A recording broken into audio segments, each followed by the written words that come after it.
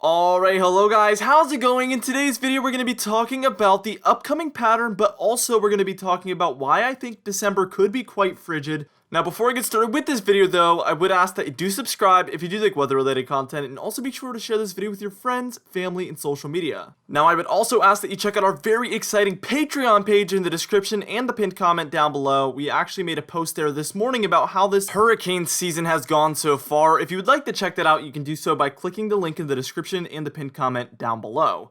Anyway, for today's comment of the day, I want to know, how do you think this upcoming December is going to go in your opinion? Let me know in the comments down below and I'll be picking one of those for tomorrow's video. Now let's get right into this video, and first things first, we're actually going to be kind of recapping the previous few months. So here is September, and we were dealing with some pretty warm temperatures out west. That was our positive PNA. For the central and eastern United States though, it was overall a bit close to normal, or perhaps colder than normal for the month of September. Here's the month of October, and as you can see, we actually had kind of ridges on both coasts there. We had one for the southwest and then one for the southeast, with mostly the central United States dealing with some colder than normal conditions. This one actually surprised me because it felt quite colder than normal actually here in the East Coast to me. Let me know how you felt in the East Coast. Do you feel like it was actually warmer than normal, or did you feel like it was quite cold? And here's how the first 11 days of November has gone so far, and as you can see, pretty much just warm everywhere. It has been a giant torch all month so far, so we're going to take a look at how that could change and when that could change in just a moment. So what we're going to do is we're going to move on and start taking a look at our forecasted temperature anomalies. So first things first, here we are taking a look at, well, today, pretty much right now, and as you can see, we have a giant ridge in the East Coast, but pretty much cold for the western United States. I'd say at least the western half of the United States. Those greens indicating areas that are far below normal temperatures, and those brown shades out east are indicating the areas that are far above normal temperatures. We actually have a cold front currently coming through the upper Midwest and portions of the Great Plains as well, and as we can see as we move towards about 8 a.m., on Thursday, which is going to be tomorrow from the time I'm making this video, that cold is going to make its way into a lot of the, I guess, more central but eastern based regions of the United States, like the Great Lakes, the Ohio Valley, some of the south central United States as well, like Arkansas, portions of Oklahoma and Kansas as well. But still, we're dealing with that southeast ridge, and that thing is really not moving at all. It looks quite potent, and along the East Coast, we're going to be dealing with some warmth, even when areas just to our west are seeing the cold air already. But what we're going to do actually here is we're going to move on towards about 8 p.m. on Monday. So we're already going to be moving towards next week. That's going to be 8 p.m. on Monday, November 16th. We're going to take a look at when that cold could really begin to move into our regions. All right, now here we are taking a look at, again, Monday the 16th at about 8 p.m. And as you can see, some colder air does make its way finally into the upper Midwest, the Great Lakes, the Ohio Valley, and that is making its way towards the East Coast. You can take a look out west and see that there is some warmer than normal conditions. That's significant because that indicates that really we're actually seeing a positive PNA try to take place. And what that means is that the cold air is going to be able to make its way into the eastern United States, as we see taking place already on this frame. But as we move towards 2 p.m. on Tuesday, November 17th, we can see that we get a full-on, but far below normal temperature pattern there for the eastern United States finally. And it's been a long time since we've seen this type of a pattern set up, but by the 17th, it appears we will see a break in that. So starting early next week, we could begin to see the finally kind of winter-like pattern try to set up in the eastern United States. I don't know if it'll be long-lived or not, but I do know that there is increasing probabilities that we do see a pattern like this at least take place, which is good news for you cold and snow lovers. We might finally see some cold as well throughout the eastern and potentially the Ohio Valley regions of the United States. You can see that that ridge is holding on strong out there out west. That's a really good sign that we could see the cold try to stick around at least for a couple of days. And as we move towards about 2 p.m. on Wednesday, November 18th, we can see that we're kind of seeing the beginning signs of an end to that trough in the east. It has moved further east, and really the Great Lakes and the Ohio Valley, it's coming to an end. The East Coast, it's really trying to hold on, kind of like that ridge was holding on, but this time it's cold. And even those greens, that's indicating areas that are 10 to 15 degrees below average. So for the southeast coast especially, but even for the mid-Atlantic coast and the New England coast, we're seeing temperatures near 9 degrees below average or more. So that's a huge significant difference. Probably, I would say, a 20-degree swing from what we're dealing with right now, because we're probably 10 degrees above average right now. So it's going to be a very, very significant swing in the temperature pattern. But out west, take a look at the West Coast. We're dealing with some colder than normal conditions trying to move in. That's a sign of a negative PNA trying to take place again, and that will be what leads to potentially the warmer than normal conditions moving back towards the central and eastern United States. So let's just go ahead, and what we're going to do is we're going to move on, and we're going to move on towards Thursday afternoon, and we're just going to take it from that point forward, and then we're going to start taking a look at why I think December could be frigid. All right, now here we are at about 2 p.m. on Thursday, November 19th. And as you can see, those warmer conditions move back towards the eastern and central United States, especially the central United States there, where we're dealing with temperatures that are 15 to 30 degrees above average for the Great Plains, Minnesota, Wisconsin, Iowa.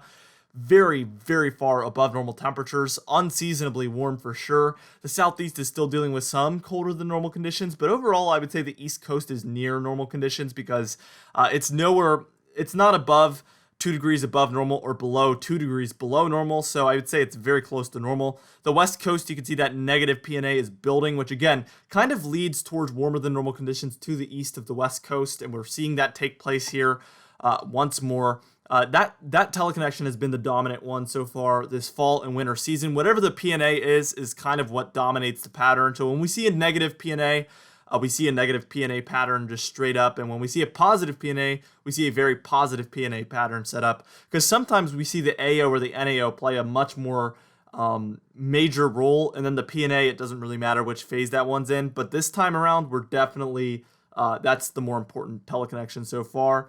The more dominant one, I guess I would say. And finally, by time we're taking a look at about 8 p.m. on Friday, November 20th, we see that ridge has fully taken place for the entire eastern 2/3 or 3/4 of the United States here, with just the west coast taking a look at some colder than normal conditions. This is a classic negative PNA pattern. Do I think this will for sure take place? Absolutely not. This is 10 days out, and I think there is a chance that this doesn't take place. Although the models are kind of trending at this negative PNA pattern, kind of trying to come back a little bit before we head into December. So what we're going to do here is we're going to move on, and we're actually going to take a look at our teleconnections kind of on a chart and take a look at why I think December could be frigid. We're going to take a look at our model that is called the European Weeklies model, which is going to take us all the way to Christmas. We're going to be able to see what the pattern could look like very, very far out.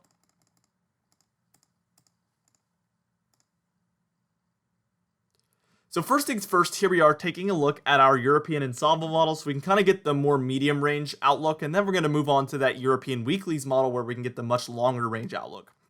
So we can see that this is our Pacific North American Oscillation. Again, this is the PNA that has been dominant, and this is the dominating factor for our pattern. The good news is for the European Ensemble model, we're taking a look at a very far negative PNA, at least through the 15th and 16th, but it kind of moves more towards near normal, if not positive, as we head towards the 17th through the end of November. The model we were just taking a look at a minute ago was our European model, not our European Ensemble model. So this one is a bit different, and this one actually has a much colder outlook. But this one has a tendency to be a little bit more normalized as it moves towards the medium range. The fact that it hovers right around the neutral line, pretty much from the 17th and beyond, tells me this model does pretty much just average out towards the end there. And then the North Atlantic Oscillation, this one has been positive. You need this to be negative for cold in the east, but it moves more towards neutral or negative as we get closer towards the end of November. So I think things are looking colder and colder as we get towards the end there. Here's our European weekly model, and the green line there is going to be very normalized because that's kind of the ensemble, that's the collection of what all the models combined are showing. What we're going to want to pay more attention to is that black line. That's our control. And that one's going to be a little bit more opinionated, that's what I would say. So it's going to put its opinions out there a little bit more and be more aggressive because it's not a combination of just all of these models. It's a little bit more of just a couple models there. So this is our PNA. And I think the crucial thing here is that we're very negative, and we're going to go positive for about the 17th, and then it's going to go negative again until about the 28th or 27th of November. Then our control model has it going mostly positive throughout the beginning, I guess the entirety of December. So that's very significant. If we were to see a positive PNA pattern persist through the entire month of December, that would be a very cold month in the eastern United States. So that's why I think this could be a frigid month. Also notice the green line, which is the mean average, is negative, although it does go a lot closer to positive than it is right now. So that is significant as well. Here's our North Atlantic oscillation. And as you can see also, this one trends towards negative or neutral pretty much from the 1st of December onward, especially that black control line. Like I said, that one takes it very far negative around the week just before Christmas. So we could be taking a look at some much colder patterns setting up at times. And then last but not least, here's our Arctic oscillation, which has been positive for about a month now, building up that Arctic sea ice and also the snowpack up there for Canada, Greenland, and surrounding regions. This one also looks to trend negative as we get closer to December, where our control line actually takes it very far negative at points. So if we see a negative AO, negative NAO, and a positive PNA setup for a majority of December, look out, because that would be a very, very cold month moving forward. Keep in mind, this is just a very long-range model's outlook here, so take this with a major grain of salt. This model has been known to say things that don't turn out to be true, because a model this far out is never perfectly accurate. So take it with a grain of salt, but things are leaning towards that direction as of right now. And I will, of course, keep you guys updated throughout the upcoming months as we get closer to this event occurring. Anyway, for today's comment of the day, I asked you guys, when do you think the Northeast could see their next snowstorm? And Zeta Derv said the Northeast may see their next snowstorm later this month around Thanksgiving. I think that's an aggressive call for sure, but Zeta Derv always delivers with the great comments of the day. So I do like bold comments like that, and I like to look back and see if they actually happen. So it's very, very cool whenever somebody makes a comment like that. Anyway, for today's patron highlight of the day, I want to thank you all for supporting the channel, but especially our diamond patrons: Michael Cotalesa, Madbirds, Alicia Davis, Catbite, Terry Curtis, It's Jay, Cindy Klein, Felix Wheatfield, Kellen Manhart, Michael Buell, Mariah Vieira, Noah Harley, and Mark J. Alongside our platinum patrons: Adam S., Gary Fiffle, Justin Quantrell, Donna Carnes, Alan Belemo, Larry Lepan, Dovey Nagel, James Wade, and Cameron Marshall. If you would like to end up on this patron end screen, you can do so by joining our very exciting Patreon page in the description and the pinned comment down below. Anyway, guys, thank you so much for watching this video. Again, be sure to share it with your friends, family, and social media. I will see you guys in the next video.